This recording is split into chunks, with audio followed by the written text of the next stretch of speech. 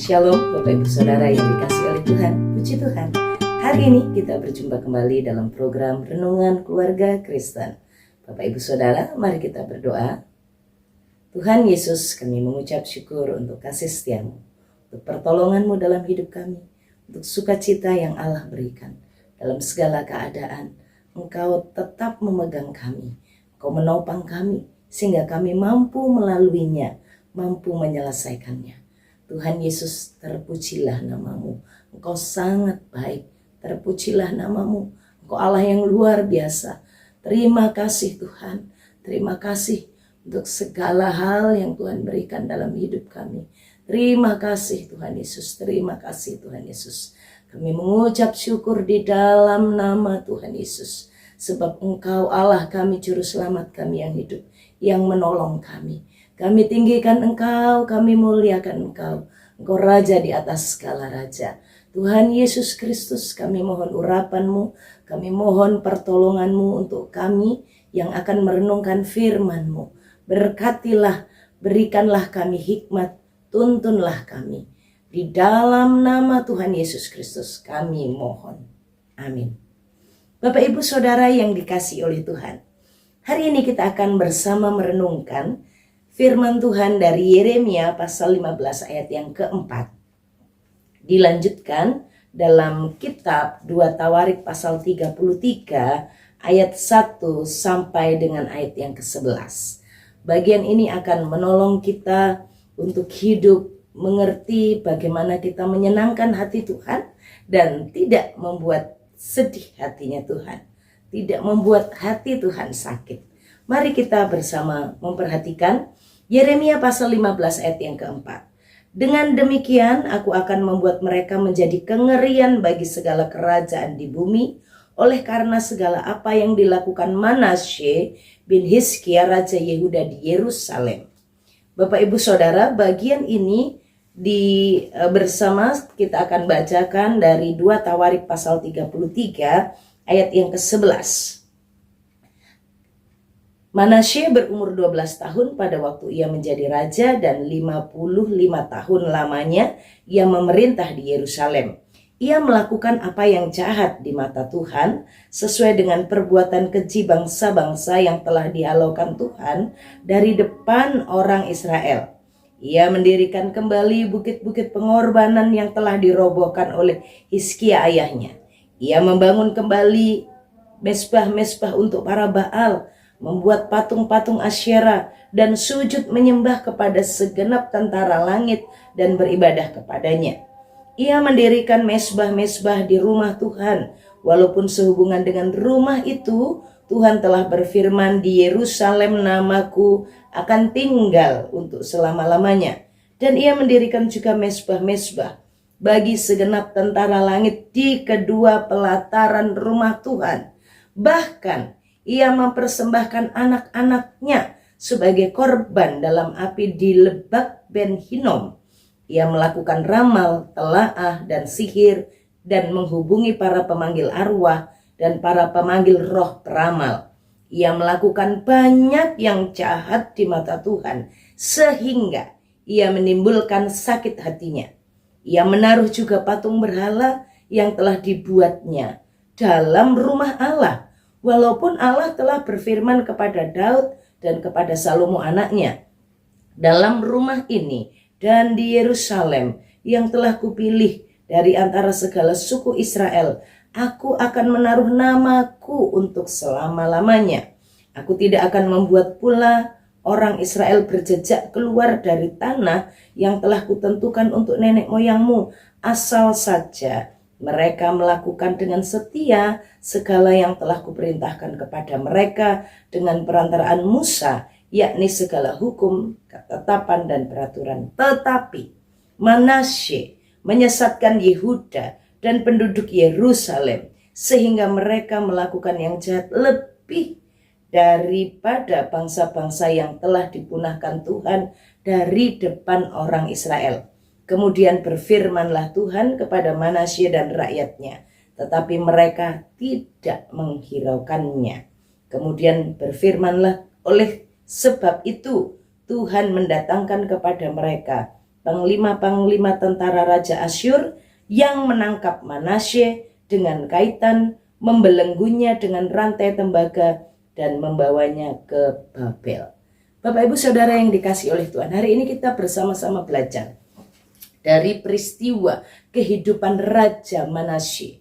Raja Manasye bin Hizkia Raja Yehuda yang memerintah di Yerusalem 55 tahun lamanya. Dia memerintah saat dia umur 12 tahun. 12 tahun berarti masih usia anak-anak.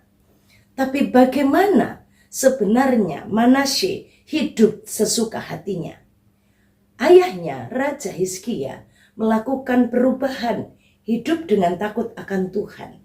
Raja Hizkia hidup dalam, dikatakan bagaimana Raja Hizkia sebenarnya sudah merobohkan bukit-bukit pengorbanan. Di dalam ayat yang ketiga, ia mendirikan kembali bukit-bukit pengorbanan yang telah dirobohkan oleh Hizkia ayahnya. Ayahnya sudah merobohkan mesbah-mesbah berhala, tapi dia membangunnya kembali.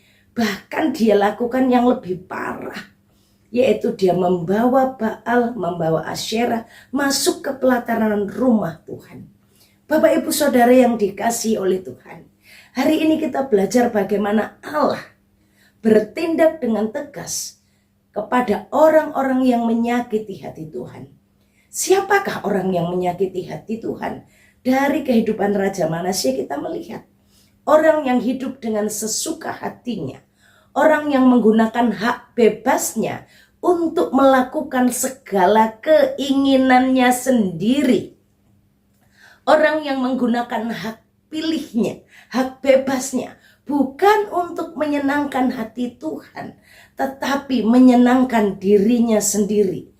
Dia bukan hanya menjadi raja di Yerusalem, tapi dia juga menjadi raja di hatinya. Dan setelah itu dia memperbudakkan dirinya kepada berhala-berhala. Bapak Ibu Saudara, bahaya buat kita. Jangan sampai kita menjadi raja atas diri kita sendiri. Karena saat kita menjadi raja atas diri sendiri, sebenarnya kita telah memberhalakan diri kita sendiri dan akhirnya kita akan jatuh kepada penyimpangan-penyimpangan yang lain. Maka apa yang harusnya kita lakukan? Dalam hati kita, raja kita hanya satu, Tuhan Yesus Kristus.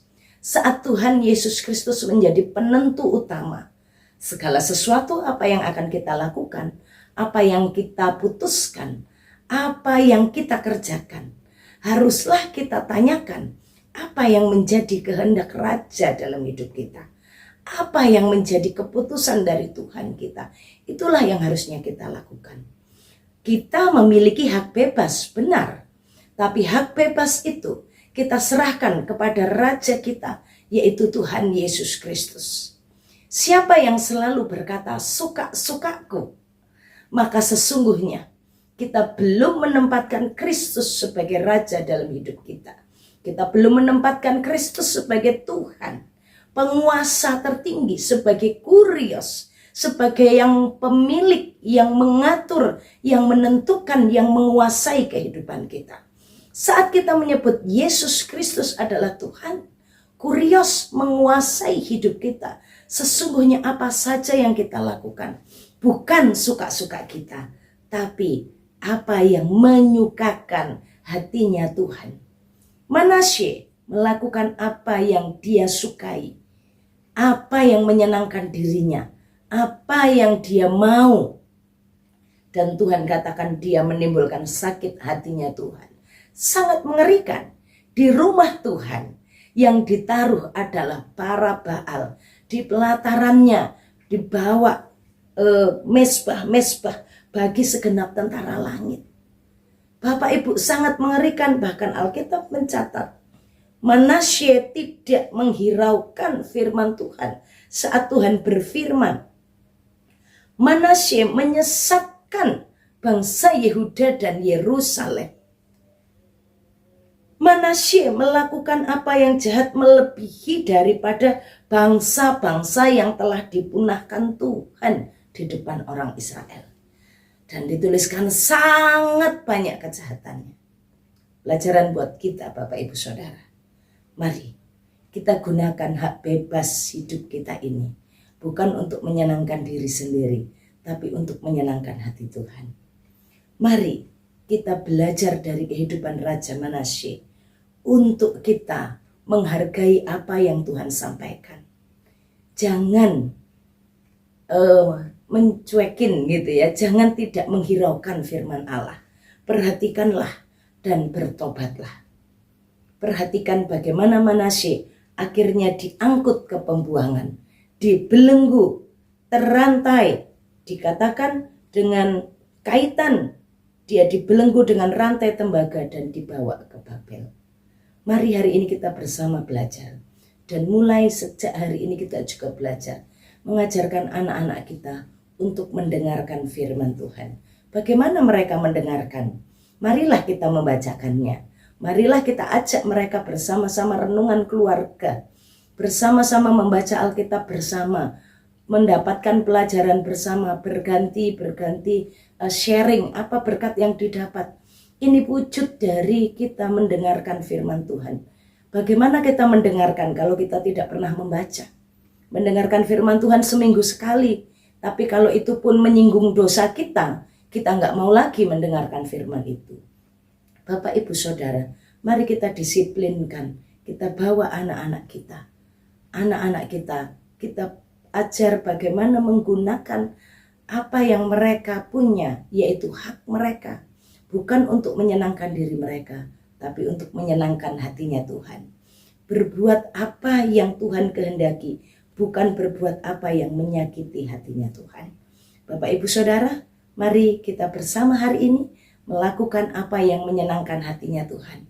Di hati, di pekerjaan, di rumah tangga kita, yang kita lakukan adalah Tuhan sebagai penguasa hidup kita yang menentukan, dan kita taat apa yang Raja kehendaki, apa yang Tuhan mau, itulah yang kita lakukan. Mari kita berdoa. Tuhan Yesus, terima kasih untuk tuntunan-Mu, terima kasih untuk firman-Mu hari ini. Tuhan tolong kami untuk hidup taat, menyenangkan hati Tuhan. Berkatilah segala hal yang akan kami kerjakan, Tuhan menolong kami. Arahkan hatimu kepada Tuhan dan terimalah berkat-Nya. Tuhan memberkati engkau dan melindungi engkau. Tuhan menyinari engkau dengan wajah-Nya dan beri engkau kasih karunia. Tuhan menghadapkan wajah-Nya kepadamu dan memberi engkau damai sejahtera dari sekarang sampai selama-lamanya. Amin. Shalom, Tuhan Yesus memberkati.